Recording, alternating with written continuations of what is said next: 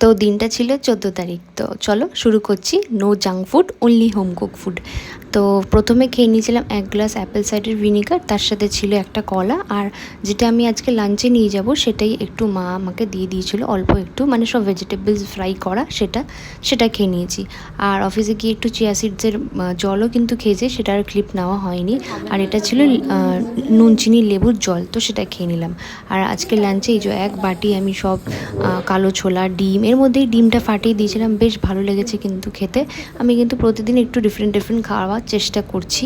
আর তারপরে বিকেলবেলা খেয়ে নিয়েছিলাম 1 কাপ কালো চা, সাথে 4-5টা গাঠিয়া। আর আমি ডিনারটা একটু ভালো করে করি, মানে যেহেতু আমি সব কিছু রান্না লাঞ্চটা অফিসে নিয়ে যেতে পারি না, তো মা বলে কি ডিনারটা ভালোভাবে শান্তি করে খাবি বাড়িতে এসে। তো সেই জন্যই আর কি যা হয় সব মা অল্প অল্প করে রাখে।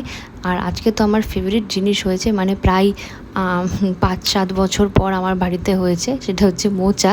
তো প্রথমে পাতে খেয়ে নিয়েছিলাম আলু পোস্ত, সেটা অল্পই নিয়েছিলাম, কারণ কি মোচা হচ্ছে আমার আজকে মেন সেন্টার অফ অ্যাট্রাকশন, তো সেজন্য আমি ওয়েট করছিলাম। তো চলো এবার মোচাটা খাচ্ছি, মানে এত ভালো লাগে মোচা খেতে কি বলবো।